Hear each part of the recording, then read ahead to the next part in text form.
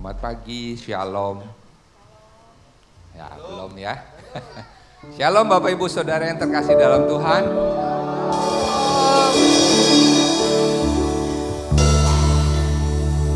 Sungguh sesuatu hal yang luar biasa. Kita boleh ada di tempat ini di dalam kekuatan dan kesehatan kita masing-masing, betul? Banyak di luar sana kondisi-kondisi hari ini yang mungkin sibuk gitu ya, atau tidak sehat karena kondisi, tetapi Tuhan terus pelihara kita, amin Bapak Ibu Saudara.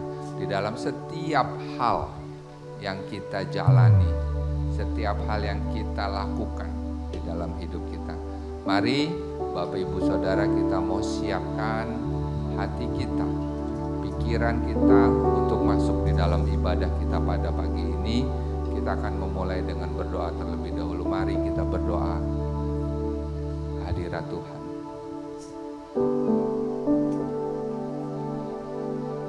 Tuhan Yesus, pada pagi ini kami datang bersama-sama Tuhan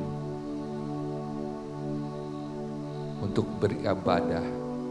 Di dalam ibadah kami di TLCC bersama-sama, kami mengucap syukur untuk seminggu yang Tuhan sudah beri dan berkati bagi kami semua.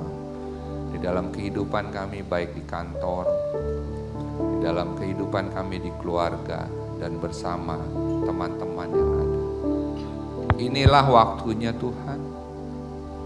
Kami datang sebagai pribadi di tempat ini. Kami mau memuji Tuhan. Kami mau datang mendengar firman Tuhan. Hamba yakin Tuhan, 2-3 orang berkumpul dalam nama Yesus, Engkau hadir di tempat ini. Mari Roh Kudus, Engkau yang pimpin kami semua, baik petugas maupun jemaat-Mu. Engkau yang menguasai ruangan ini dengan darah-Mu Yesus. Biarlah kehadiran-Mu ada di tempat ini untuk kami rasakan, karena kami mau bersekutu dengan Tuhan dan kami mau mendengarkan firman Tuhan. Terima kasih Tuhan Yesus. Kami serahkan waktu-waktu ini kepadamu. Haleluya. Amin. Bapak Ibu Saudara, katakan saat indah ketika kita berhadapan dengan Tuhan. Katakan lagu ini sebagai doa kita pada pagi ini untuk datang ke hadapan-Nya. Serukan kepada Tuhan. Kita mau pandang wajah Tuhan.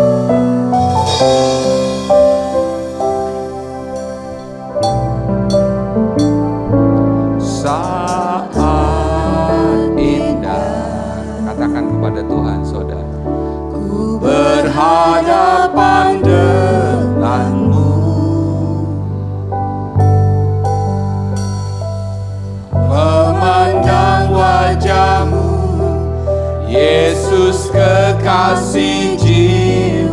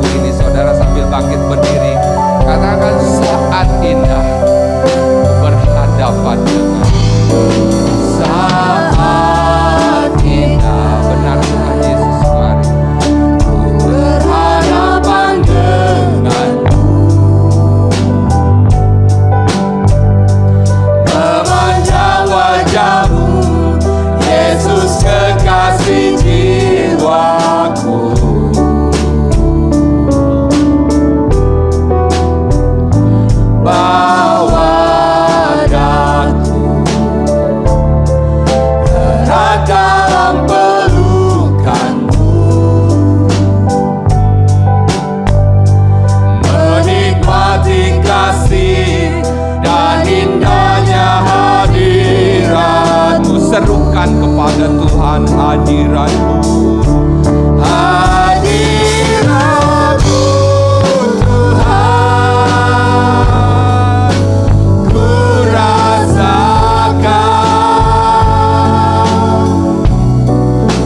kekudusan-Mu Bapa penuhiku.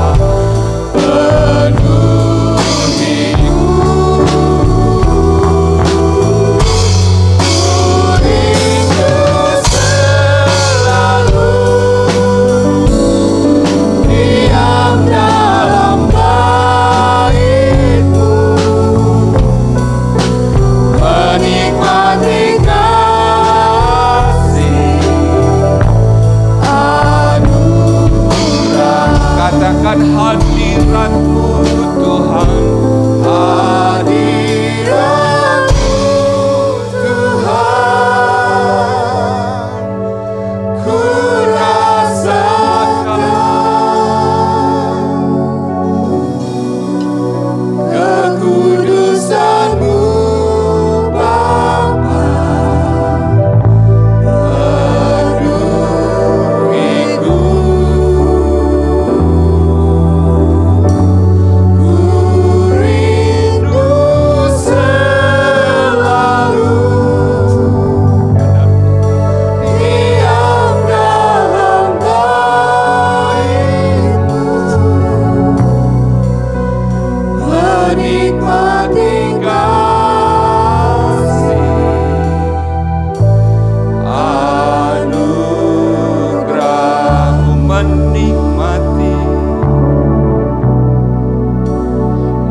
Menikmati kasih anugerah-Mu. Sekali lagi katakan menikmati kasih anugerah-Mu. Terima kasih ya Yesus. Biarlah kami dapat menikmati kasih dan anugerah-Mu terus di dalam ibadah pagi ini. Haleluya, amin. Bapak Ibu Saudara siap memuji Tuhan lebih lagi, amin ya. Kita nyanyikan lagu Ku Masuki Gerbangnya dengan hati bersyukur. Boleh tepuk tangan saudara ya.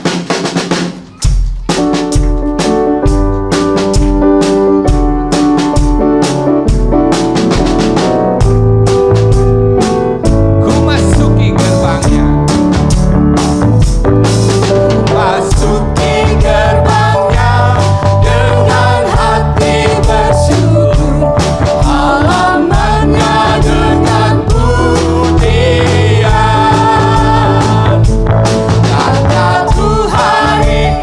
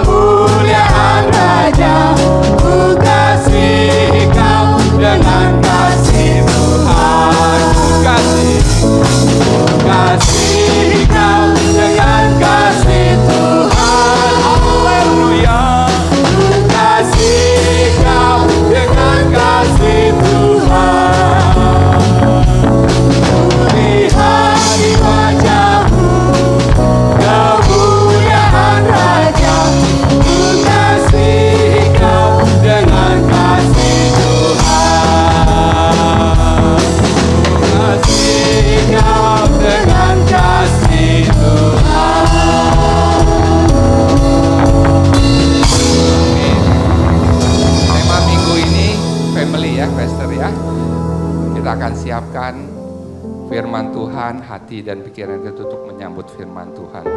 Katakan melalui lagu, jiwaku terbuka untukmu Tuhan. Katakan kepada Tuhan saudara.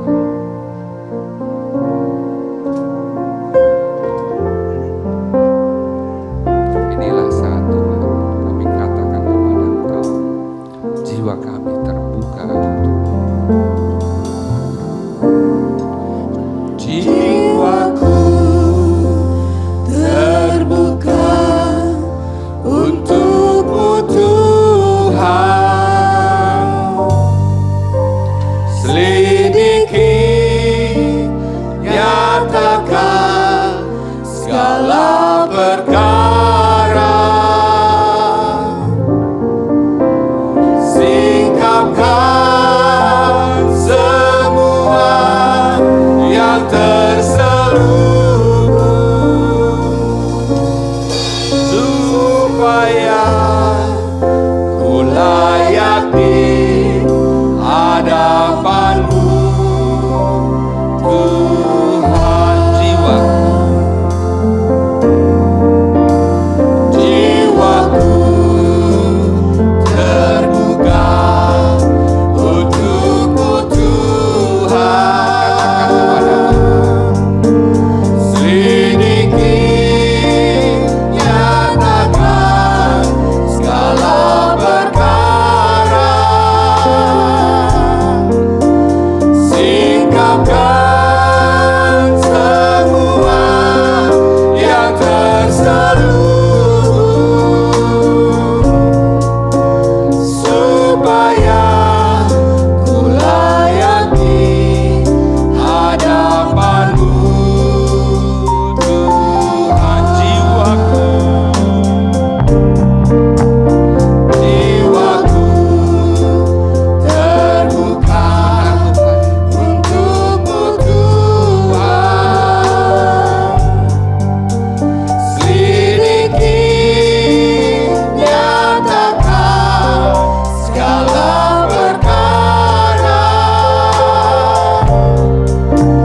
Singkapkan semua yang terselubung, supaya ku layak di hadapanmu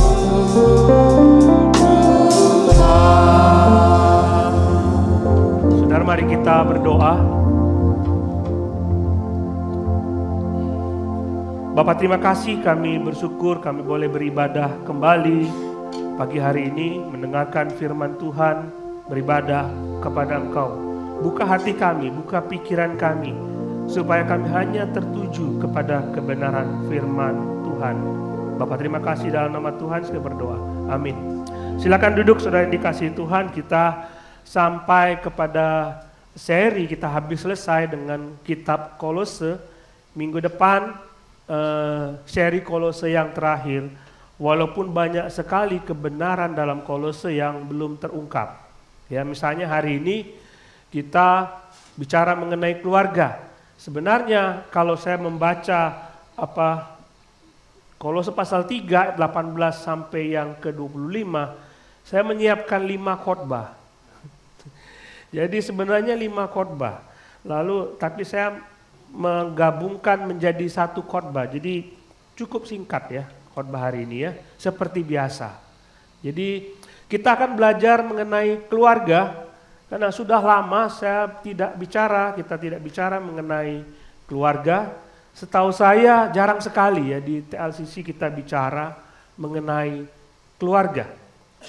Dan ini penting, saya senang karena ini dibahas dalam surat Kolose. Karena ini penting sekali, karena kalau saudara melihat bahwa iblis mencoba untuk menghancurkan kehidupan Kristen itu melalui keluarga. Saudara bisa dengan mudah untuk mengampuni orang lain yang bukan di keluarga. Tapi sukar sekali bagi saudara untuk mengampuni istri, sukar sekali bagi saudara untuk mengampuni suami. Karena begitu ketemu dengan orang-orang dalam keluarga kita, ketemu mereka setiap hari. Dan mengampuni dengan orang lain itu mudah karena tidak ketemu setiap hari. Justru gesekan-gesekan terjadi itu dalam keluarga. Nah, karena saya membahas semua, baik suami maupun istri, anak dan orang tua, jadi berkaitan dengan semua. Jadi tidak berkaitan hanya kepada hubungan suami istri. Jadi saudara mengatakan saya belum punya istri. Oh, tapi ada kaitannya dengan saudara. Nanti saudara kan berkeluarga. Jadi sikap seperti itulah yang harus saudara lakukan terhadap istri atau suami saudara. Kalau saudara masih pemuda, kita akan belajar bagaimana sikap kita terhadap orang tua kita. Dan kalau kita punya anak, bagaimana cara kita bersikap kepada orang tua kita sesuai dengan firman Tuhan. Judulnya adalah Happy Family. Rupanya Tuhan sudah membuat resep keluarga bahagia. Hanya saja kita kadang-kadang punya ego kita, menganggap keluarga bahagia itu dengan definisi kita. Padahal Tuhan memberikan resep bagaimana supaya tidak ada perpecahan dalam keluarga. Maka Tuhan membuat resep. Kolose pasal 3 dan Efesus pasal 5, nanti saudara akan melihat bahwa kata-kata yang diucapkan oleh Rasul Paulus ini mirip.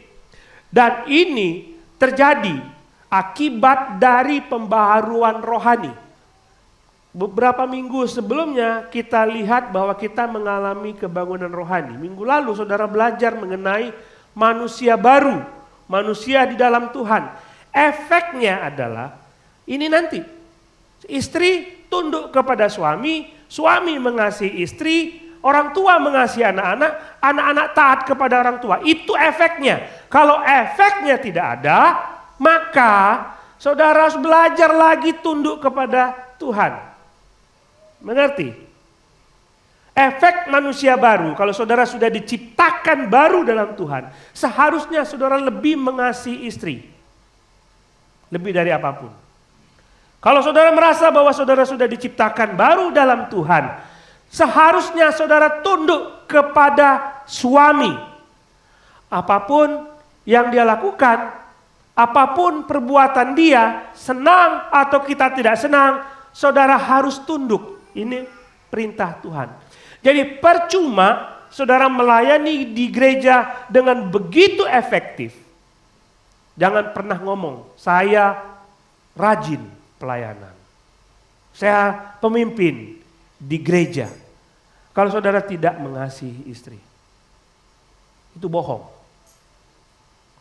Lihat, kok saudara bisa ngomong kepada orang lain bahwa saudara mengasihi istri, coba tanya kepada istrimu, benar enggak itu? Jika saya khotbah di sini, istri saya akan menilai, benar enggak di suami saya ngomong begitu. Berat loh. Saya ngomong, kasihilah istrimu. Istri saya di belakang, kamu enggak pernah. Berat. Saya ngomong di sini berat. Karena memang begitulah. Kalau saudara sudah lahir baru, saudara tunjukkan, ini loh saya loh. Saya tunduk kepada suami, saya mengasihi istri, rela berkorban buat istri, apapun yang istri mau, saya akan lakukan. Jadi itu penting sekali saudara. Nah anak-anak juga, kalau anak-anak mengatakan bahwa saya menjadi pelayan di gereja, saya giat melayani, saya giat melakukan segala sesuatu buat Tuhan, tapi kalau ada kebencian terhadap orang tua, itu bohong namanya. Cemar pelayanan itu. Ngerti ya? Pelayanan itu cemar. Nah, saya ingin mengingatkan kepada saudara yang belum menikah. Ini saya akan bicara hubungan suami dan istri. Saya ingin bicara kepada saudara yang belum angkat tangan, yang belum menikah. Yang lain udah menikah ya? Yang masih remaja, pemuda dan akan menikah. Oh yang lain tidak mau menikah, oke gak apa-apa. Nah saudara akan melihat bahwa ini berlaku kalau orang-orang itu orang Kristen, sudah lahir baru. Tidak berlaku kalau dia tidak lahir baru. Jadi saya berkhotbah kepada saudara yang sudah lahir baru, yang sudah dalam Tuhan. Jadi kalau saudara pemuda-pemuda, kalau saudara mencari orang yang tidak percaya kepada Yesus, dan dia tidak percaya kepada firman Tuhan ini, saudara tidak akan mudah, tidak akan sukar memiliki keluarga yang happy, keluarga yang bahagia. Sukar. Bagaimana dia menerapkan prinsip firman Tuhan ini kalau dia tidak percaya kepada Tuhan? Jadi, kalau saudara belum punya pasangan dan mau menikah, pikir-pikir terlebih dahulu kepada siapa saudara jatuh cinta. Benar kan? Pendeta, saya terlanjur cinta kepada dia. Terlanjur sayang. Katanya gini, kalau face, muka itu tidak bisa diperbaiki, kalau iman bisa diperbaiki katanya gitu. Jadi saya jatuh cinta dulu sama dia, nanti saya bawa ke gereja supaya dia bisa percaya kepada Tuhan, itu enggak. Saudara kalau mau jatuh cinta, jatuh cintalah sama seorang yang sudah dibangunkan secara rohani. Jangan pernah jatuh cinta kepada orang yang mati secara rohani. Suatu kali ada seorang pemuda datang kepada saya, dia mengatakan begini, pastor saya sadar bahwa saya banyak salah. Pemuda loh, masih pemuda, dia baru kuliah. Saya sadar bahwa saya banyak salah. Saya banyak melakukan hal yang tidak benar di mata Tuhan. Dan saya mau ada sesuatu yang bisa memperbaiki hidup saya. Saya harus punya sebuah nilai yang bisa saya pegang seumur hidup saya. Dia bilang begitu. Dan dia mengatakan, dan nilai itu juga yang harus dipegang oleh calon saya nanti. Dia baru bertobat dan dia mengatakan, kenapa saya tanya, kenapa kamu bilang begitu? Supaya kami punya nilai yang sama. Jangan sampai saya punya nilai Alkitab, dia punya nilai kitab lain. Sehingga ketika kami diskusi, kami berseberangan. Jadi pemudi, carilah orang yang punya nilai yang sama dengan kalian. Yaitu dia pegang firman Tuhan, dia sudah lahir baru. Sehingga saudara tidak akan terjebak dengan nilai-nilai yang berbeda. Yang pertama, kita lihat di dalam ayat 18. Kita baca dulu ke Kolose pasal 3, 18 sampai 21. Kita baca dulu itu. Kolose pasal 3, 18 sampai 21. Kita baca bersama-sama. Hai istri-istri, tunduklah kepada suamimu sebagaimana seharusnya di dalam Tuhan.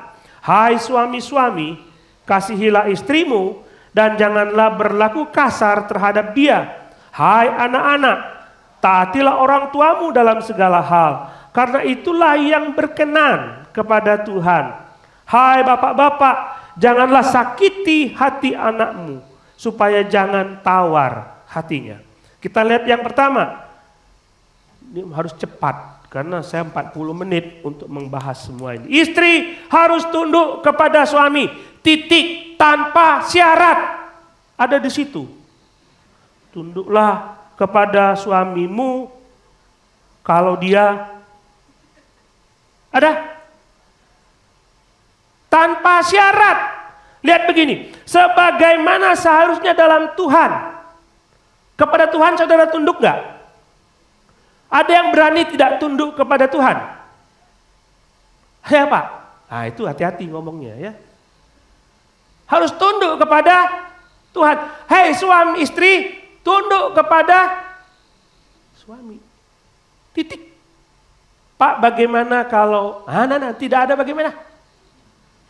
Titik. Tuh kan ada yang suaminya, tuh denger mah. Tuh denger mah. Memang harus tunduk.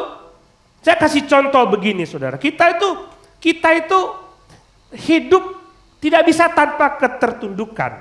Tadi kami masuk dari Tomang, kami jalan sampai sini 9.30, 8.30. Dan itu ada Car Free Day yang harus buka jam 9. 8.30 belum buka.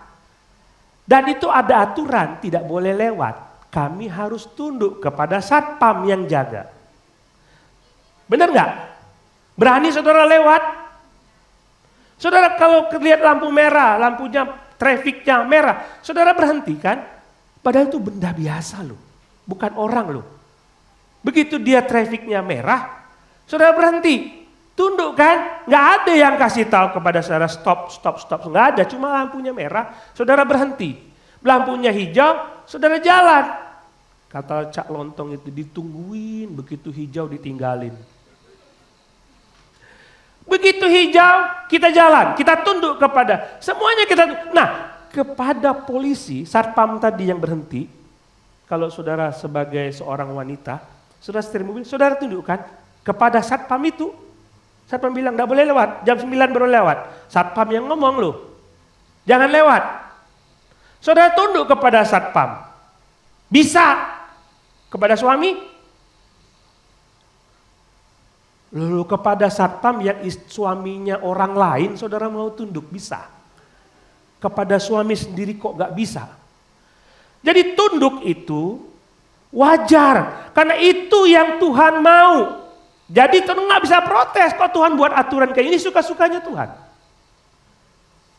Saudara lihat Abraham dan Sarah.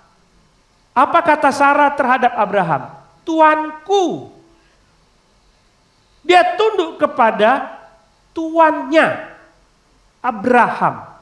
Jadi istri harus tunduk kepada suami. Titik. Berat Pak ya. Kok begitu sih? Gimana kalau suami saya belum percaya kepada Tuhan? Perintah ini diberikan kepada orang yang sudah percaya kepada Tuhan. Bukan kalau suamimu percaya kepada Tuhan. Bagaimana kalau harapan saya terhadap suami saya itu gak seperti yang saya bayangkan. Aduh Pak, Bapak kalau lihat suami saya itu amit-amit. Ngomongnya kan begitu. Tapi ini bukan perintah buat suamimu. Ini perintah buat dirimu. Saudara harus tunduk kepada suami. Tidak bisa tidak. Tidak bisa tidak. Tunduk kepada suami. Kalau tidak tunduk artinya memberontak. Firman Tuhan mengatakan sebagaimana seharusnya di dalam Tuhan. Harus. Boleh nggak opsional? Tidak bisa. Ini jelas, firman Tuhan itu jelas. Kata wanita harus tunduk kepada suami, itu bukan berarti kedudukan wanita itu di bawah suami. Jangan salah saudara. Manusia, suami, wanita dan pria itu sama kedudukannya di hadapan Tuhan. Petrus mengatakan sesama pewaris kerajaan Allah. Sama. Manusia diciptakan oleh Tuhan, Adam diciptakan sesuai dengan gambar Allah. Wanita pun diciptakan sesuai dengan gambar Allah. Allah menebus laki-laki, Allah juga menebus perempuan. Jadi kedudukannya sama, bukan berarti nilai wanita lebih rendah. Dengar suami, jangan manfaatkan perintah Tuhan ini. Mama harus tunduk ya.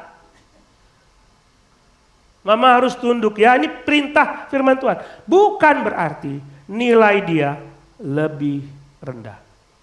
Tunduk itu berarti saudara punya otoritas, suami punya otoritas yang lebih tinggi dari istrinya. Loh kok begitu ya, kayaknya aneh.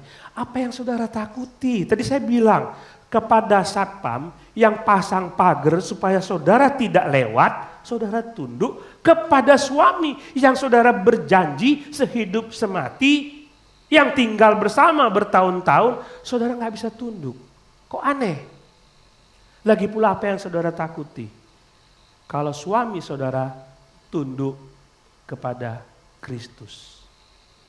Tidak perlu takut untuk tunduk kepada suami. Jadi sekali lagi anak-anak muda, kalau pacarmu tunduk kepada Kristus, pilihlah dia. Ada seorang laki-laki yang sudah lihat ganteng, jatuh cinta kepadanya, Terus saudara mesti melihat dia tunduk nggak kepada Kristus. Kalau dia tunduk kepada Kristus, maka dia akan mengasihi saudara. Saudara tidak akan pernah dimanfaatkan. Jadi tunduk kepada suami. Nah, saya ada beberapa tips, banyak sekali saya coba mencari referensi tentang pernikahan. Dan kalau saudara bicara mengenai hubungan suami istri, saudara akan punya ribuan artikel yang bisa saudara pelajari. Coba kita lihat sikap tunduk kepada suami itu seperti apa. Yang pertama, saudara harus tunjukkan rasa hormat kepada suami. Kalau dibilang laki-laki itu gila hormat, iya. Benar nggak? Laki-laki gila hormat nggak? Enggak. Laki-laki itu sebenarnya minta dihargai. Minta dihargai oleh istri. Jadi kalau hormat kepada suami itu cara saudara untuk tunduk kepada suami. Jadi dia perlu didengar. Dia perlu didengar. Saudara, kalau kita ngomong ya, di laki-laki dengan perempuan, yang banyak ngomong tuh laki-laki atau perempuan? Hah? Tuh, yang perempuan aja jawab begitu. Suaminya diem aja. Suaminya diem aja. Banyak sekali ngomong sehingga dia mendominasi semuanya. Coba beri kesempatan kepada lagi, dia akan senang. Begitu kita banyak ngomong, menurut papa gimana? Suami itu mau loh digituin, paling senang digituin. Kalau saudara ngomong, menurut saya itu begini, papa mesti dengar. Wah itu dia udah defense loh, saudara mau ngomong apapun, nggak akan didengar. Karena dia pengen, kamu ngomong apapun, nggak masalah. Tapi kamu minta pendapatku, karena dia minta sesuatu yang dihormati. Begitu caranya, minta pendapat dia, saudara share mengenai kesulitan yang saudara hadapi. Kalau saudara punya persoalan, tanya kepada suami, share, papa saya punya masalah ini. Dan cerita kepada suami, papa saya tolong doakan saya. Saya rasa suami mau begitu, mendengarkan apa yang saudara keluhkan. Itu yang pertama, jadi saudara tunjukkan rasa hormat kepada suami. Kemudian gunakan kata-kata yang indah. Tadi kita lihat bahwa istri itu banyak ngomong. Saudara nggak tahu, saudara merasa nggak kalau saudara nyetir mobil, yang nyetir itu saya, dia mengendalikan belok kiri, belok kanan tuh istri. Nyetir. Saya udah lurus, pengen ke. Dia nggak ngomong. Tangannya begitu. Biasanya kan suami, istri gitu nggak? Lewat sini aja. Parkir di sini saja. Parkir di situ aja. Dia ingin ngomong. Dia mengendalikan, kata orang, memang kamu kepala keluarga tapi saya lehernya. Dia banyak ngomong. Jadi gunakan kata-kata dengan lemah lembut, jangan kasar. Jangan mengambil otoritas suami. Yang ketiga, saudara, lindungi kehormatan suamimu. Sekalipun saya tahu setiap orang punya kelemahan. Laki-laki, perempuan menikah, ini orang berdosa menikah. Laki-laki punya kelemahan, istri punya kelemahan. Tapi tidak boleh membicarakan kelemahan laki-laki, suami saudara kepada orang lain. Sekalipun dia tahu, kalau saudara tahu dia punya kelemahan. Nggak boleh. Suami saya itu kalau di rumah, apa-apa diatur. Nggak boleh ngomong begitu. Saudara kepada orang lain, ceritakan yang baik-baik saja. Siapa yang suka diceritakan kelemahannya? Nggak ada yang mau. Jadi, saudara ceritakan yang baik terhadap suamimu. Mungkin, saudara bercanda. Suami saya itu begini loh, bercanda. Tapi bagi suami, itu kasar sekali. Dia tahu saudara bercanda. Tapi bagi dia tidak dihormati oleh istrinya. Jangan bicarakan itu kepada orang lain. Kemudian doakan dia. Saya sering sekali ngobrol sama istri dan dia sering berdoa sendiri dan saya tanya, apa yang kamu doakan? Saya mendoakan suami saya. Bagi saya itu istimewa sekali. Gak ada orang lain di dunia. Saya berharaplah saudara mendoakan saya sebagai pendeta. Tapi bagi saya sangat penting kalau mengetahui istri mendoakan saya. Saya perlu sekali itu. Berarti dia mensupport saya. Didoakan suamimu. Doakan. Itu tunduk ya, suami itu istri. Nggak usah banyak-banyak, nanti saya dikeluhkan istri ya. Istri jangan tunduk kepada suami bila dia berbuat dosa. Dalam hal ini saudara boleh tidak taat kepada suami kalau dia mengajak berbuat dosa. Itu saja. Tapi di lain itu, saudara akan lihat, sekalipun saudara suamimu tidak percaya kepada Tuhan, kalau apa yang dia minta itu tidak melanggar firman Tuhan, ikuti saja. Ikuti saja. Tapi kalau dia melanggar firman Tuhan, jangan diikuti. Oke, next kita coba lihat suami harus mengasihi istri. Suami harus mengasihi istri. Efesus pasal 5, 25 berkata, hai suami, kasihilah istrimu sebagaimana Kristus telah mengasihi jemaat. Kasihilah istrimu, tanpa syarat. Bagaimana kalau dia tidak mengasihi saya? Nggak ada syarat itu. Kasihilah istrimu, Bagaimana kalau istri saya, aduh sulit sekali Pak saya hidup dengan dia. Kasihilah istrimu, Dan firman Tuhan mengatakan sebagaimana Kristus telah mengasihi jemaat dan telah menyerahkan dirinya baginya. Sudah, jadi bagaimana cara Kristus mengasihi saudara? Saudara tahu itu? Bagaimana cara Kristus mengasihi saudara? Tahu? Suatu kali dia turun ke bumi dan dia ngomong kepada murid-muridnya, dia bilang begini, anak manusia akan pergi ke Yerusalem, menyerahkan nyawanya menjadi tebusan bagi banyak orang. Murid-muridnya bilang, jangan pergi ke sana, jangan pergi ke sana. Tapi Yesus mau melakukan itu supaya saudara ditebus. Dia mengorbankan dirinya supaya jemaat ditebus. Jadi itu yang dilakukan suami terhadap istri. Mengasihi istri seperti Kristus mengasihi jemaat. Saudara belum sampai kehilangan nyawa. Kristus kehilangan nyawa karena mengasihi saudara. Saudara belum sampai kehilangan nyawa.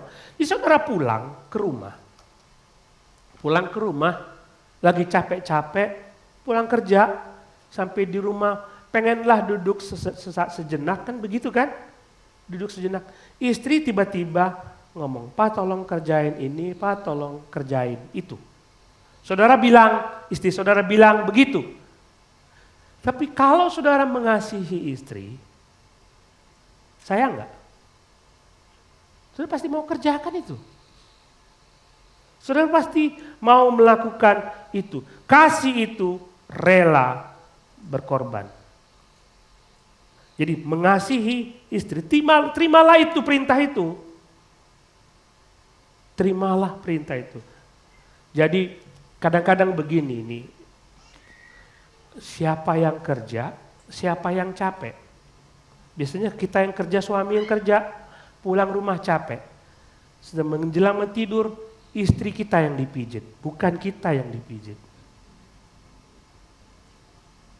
Rela nggak melakukan itu? Pak, aku capek lah ngurus anak seharian. Aku juga capek. Jadi siapa yang dipijit?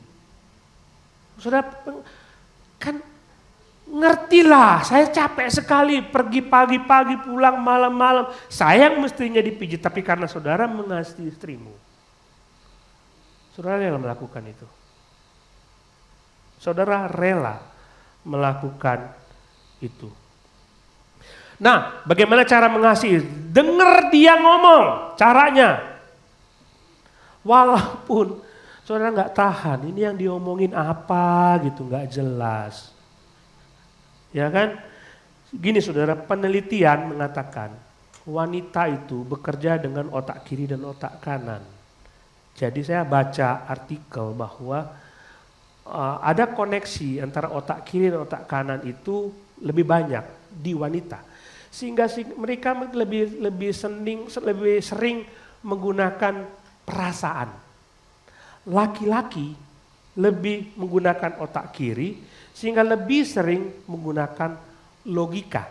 Nah, coba pikirkan laki-laki, dengar ya.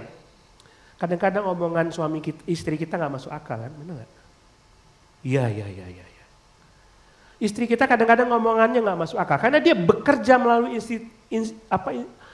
insting dia. Dia bekerja dia ngomong melalui perasaan dia. Itulah perasaan dia, itu kelebihan dia. Dan kita ngomong, kalau misalnya contoh. Kalau misalnya istri kita minta beli sesuatu, insting dia mengatakan, perasaan dia, kita butuh ini. Kalau kita secara logika, kita akan mengatakan tidak butuh itu. Coba pikir secara logika, kita tidak butuh itu. Tapi saudara harus dengar apa yang dia ucapkan. Beri waktu dia berbicara sehingga saudara bisa mendengar dan dia merasa dihargai sebagai seorang istri. Yang kedua kita lihat, kita pahami dan mengerti apa yang istri mau. Sudah saya coba sering kali kita mengeluh bahwa istri mengeluh, dia tidak mengerti perasaanku. Rasanya itu seperti apa? Tapi firman Tuhan kita mengatakan kalau engkau mengasihi istrimu, engkau harus paham dan mengerti apa yang dia mau. 1 Petrus 3:7 berkata, demikian juga kamu, hai suami-suami, hiduplah bijaksana dengan istrimu sebagai kaum yang lebih lemah. Hormatilah mereka sebagai teman pewaris dari kasih karunia, yaitu kehidupan, supaya doamu jangan terhalang. Maksudnya ini, saudara harus mengerti istri. Sudah sekian lama saudara menikah bersama dengan dia. Saudara ngerti nggak apa yang dia mau? Praktekkan itu. Saya kalau jalan-jalan, lihat ada rambutan, saya ingat istri saya. Dia suka rambutan, jadi saya beli rambutan. Saya tahu apa yang dia mau.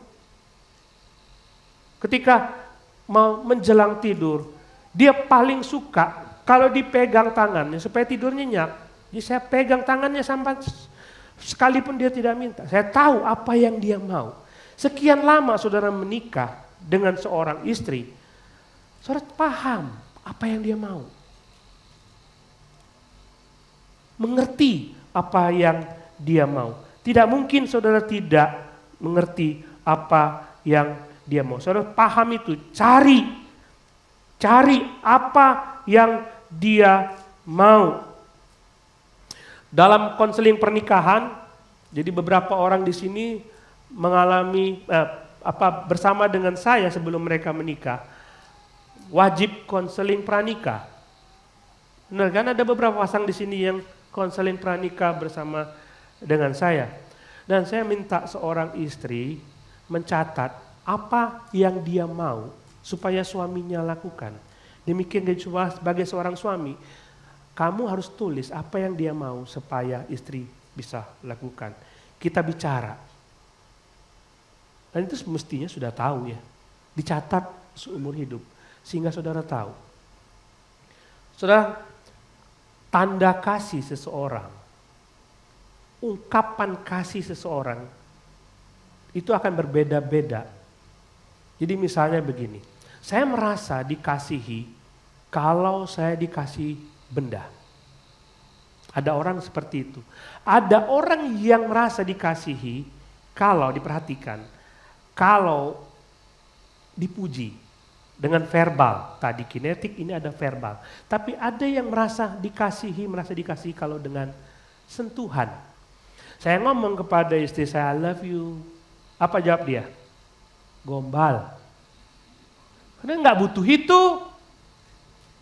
Tapi banyak istri yang mengatakan, saya butuh loh ucapan itu. Rasanya bagi saya itu penting. Saya beliin dia barang, belum tentu dia suka. Dia lebih suka disentuh.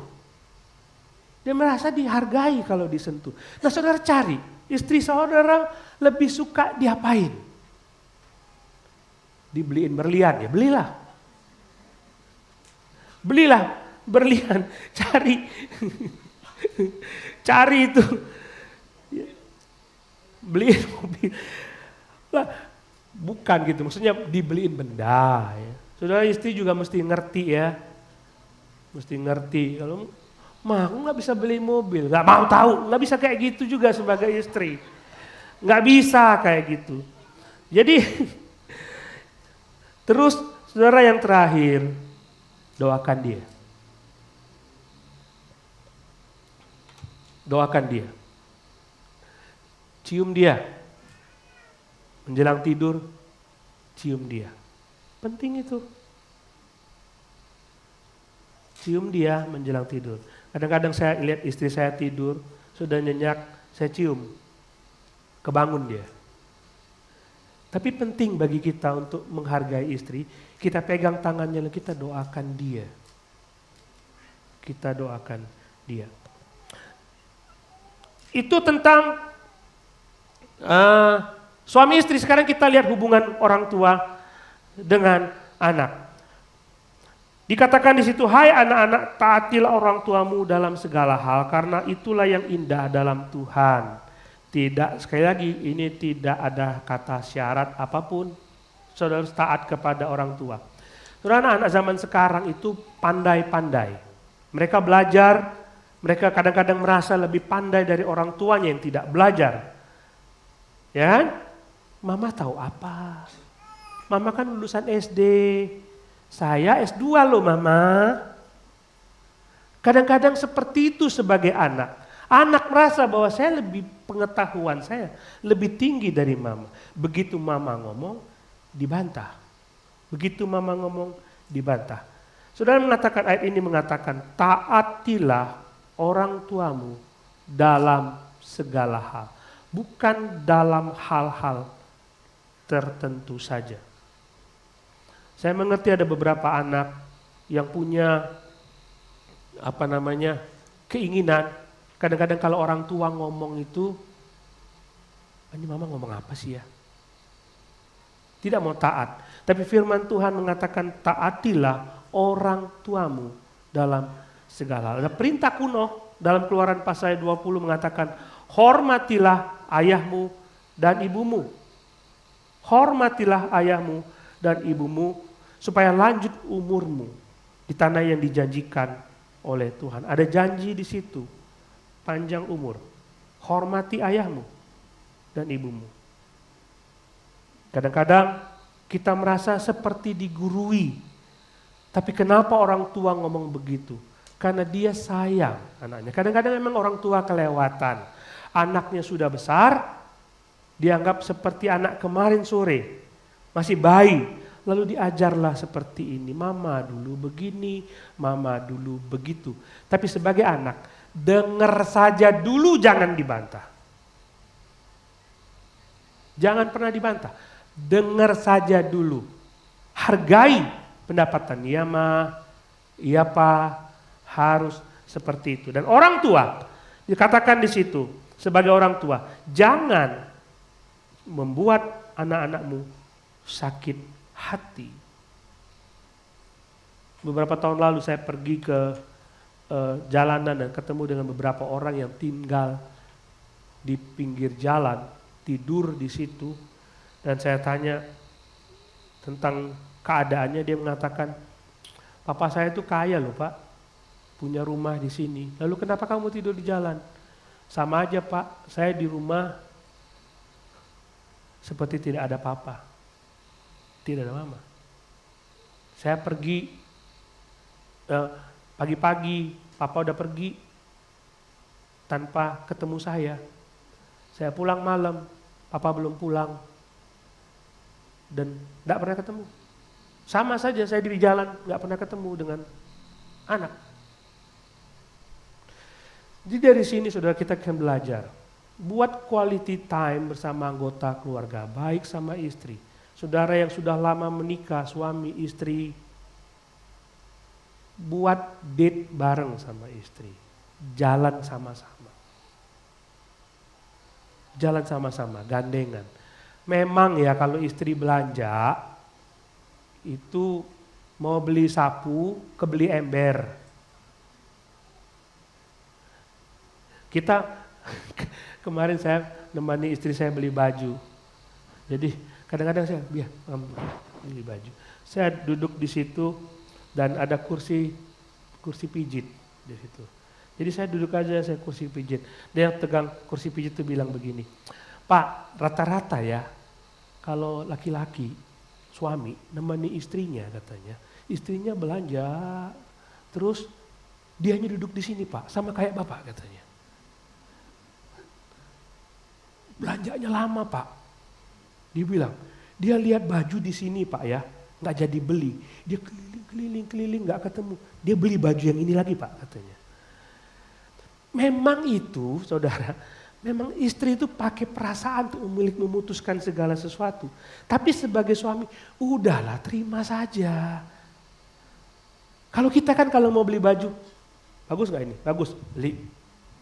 Simpel kan? Ngapain lama-lama? Tapi kalau istri kita begitu, ya udah terima saja, emang nasibmu begitu suami. Buat quality time. Anggap saja itu quality time sama istrimu. Pak, jalan-jalan yuk ke sini. Nggak mau.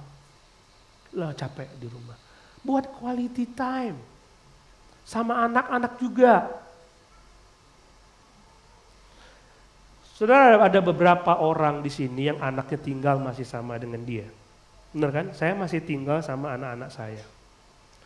Berapa orang di antara saudara yang masuk ke kamar anak dan ajak dia bicara mengenai apa yang dia lakukan sepanjang hari? Ada? Nak, bagaimana sekolahmu? Nak, bagaimana pekerjaanmu? Ada? Kadang-kadang dia pengen ngomong, tapi orang tuanya nggak punya waktu. Masuklah ke kamar dia sebelum tidur, ajaklah bicara dan doakan. Itu penting sekali.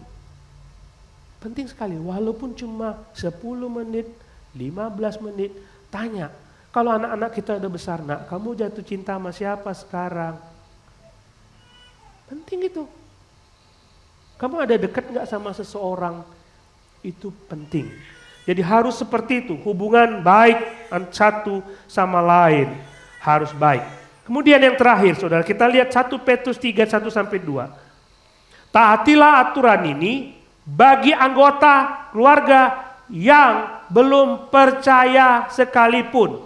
Saudara suami, kalau ada istri yang belum percaya, kasihi dia. Saudara istri, suami yang belum percaya, tunduklah kepada dia. Koridor tadi jelas, kalau dia mau melakukan dosa, saudara boleh tidak taat. Tapi saudara harus taat. Firman Tuhan mengatakan, demikian juga kamu, hai istri-istri. Tunduklah kepada suamimu. Perhatikan ini, jelas ini. Tunduklah kepada suamimu, supaya jika ada di antara mereka yang tidak taat kepada firman, mereka juga tanpa perkataan dimenangkan oleh kelakuan istrinya. Ada beberapa di antara saudara yang suaminya tidak percaya di sini, yang belum percaya ke sini. Di sini saudara harus taat kepada suami, supaya kata Tuhan, Kalau di antara mereka ada yang belum percaya, mereka dimenangkan oleh kelakuan istrinya. Bagaimana cara memenangkan suami supaya percaya kepada Tuhan? Ini resepnya. Ini resepnya. Saudara mau taat gak? Sekalipun saudara mengatakan, saya nggak bisa Pak. Itu suami saya bebal Pak. Istri saya itu menjengkelkan Pak. Nggak bisa Pak. Tapi firman Tuhan, ini caranya. Terserah saudara mau lakukan atau tidak. Beberapa tahun lalu saya ketemu dengan sebuah keluarga, istrinya bersaksi demikian. Ini inspirasi buat saudara, istrinya bersaksi demikian. Bagaimana saya bisa tahan Pak? Setiap malam suami saya pulang dalam keadaan mabuk. Dia pergi dan saya tidak tahu dia ada di mana. Apakah dia masih hidup atau tidak? Bagi saya itu mengakhiri pernikahan adalah sesuatu yang opsi yang paling bagus. Suami saya mabuk dan pulang dalam keadaan mabuk. Pulang, muntah, mabuk. Setiap malam. Siapa yang tahan Pak? Kerja tidak. Saya yang cari duit. Duitnya dia beli untuk minum-minuman keras. Dan dia mabuk. Lalu saya tanya, kenapa kamu bertahan? Dia bilang begini. Saya menerapkan prinsip firman Tuhan Pak. Saya doakan dia siang dan malam. Siang dan malam. Kalau dia pulang ke rumah, saya basuh dia supaya dia bisa tidur dan saya doakan dia. Bapak lihat hasilnya sekarang. Suami saya taat kepada Tuhan. Itu resepnya. Demikian juga anak yang tidak percaya. Sayangi dia, bukan dimarahi. Demikian juga orang tua yang tidak percaya kepada Tuhan. Sayangi dia, tunduk kepadanya. Demikian juga istri yang tidak percaya kepada Tuhan, kasihi dia. Sehingga mereka akan dimenangkan. Jangan tunggu.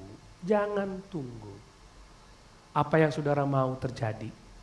Tapi kasihilah dia dulu, tunduk dulu kepadanya, baru dia akan berubah.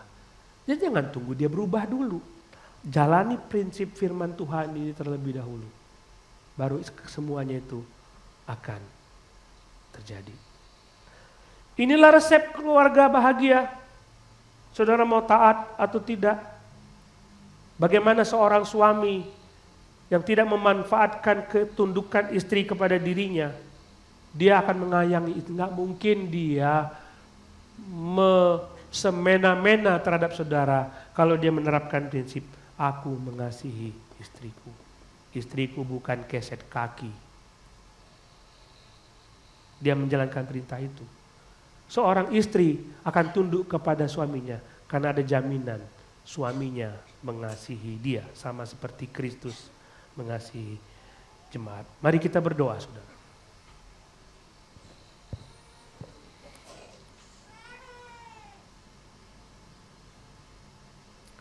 Saya mengajak saudara berdoa. Doakan suamimu saat ini. Doakan istrimu. Buat komitmen untuk tunduk. Buat komitmen untuk mengasihi. Saudara anak-anak, doakan orang tuamu.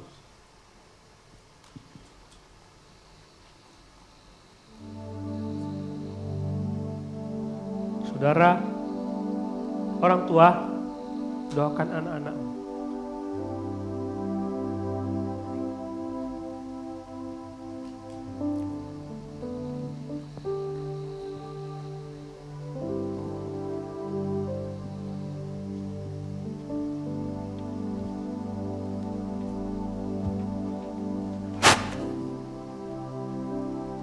Doakan suamimu, saudara. Di mana dia sekarang? Doakan dia. Di mana istrimu? Doakan dia. Anak-anakmu? Doakan dia.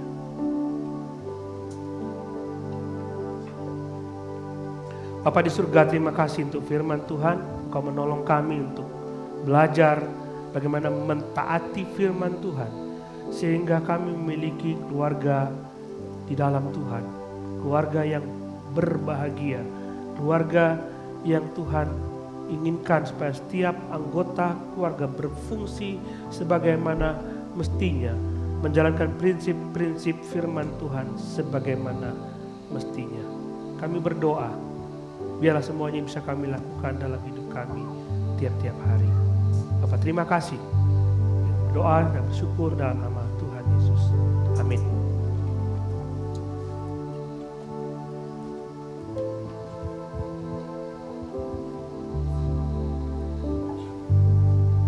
Terima kasih Pastor Muksin.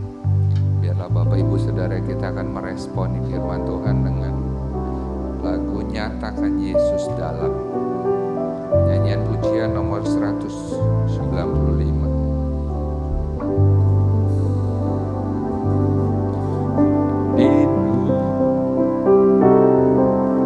Terima kasih Tuhan Yesus.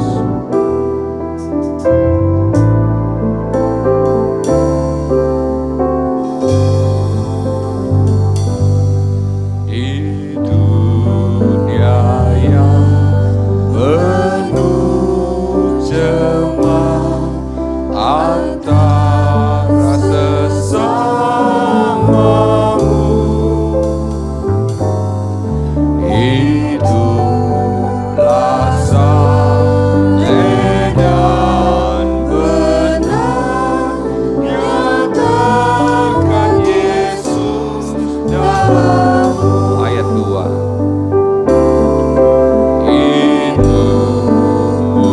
Kitab terbuka, dibaca sesamamu.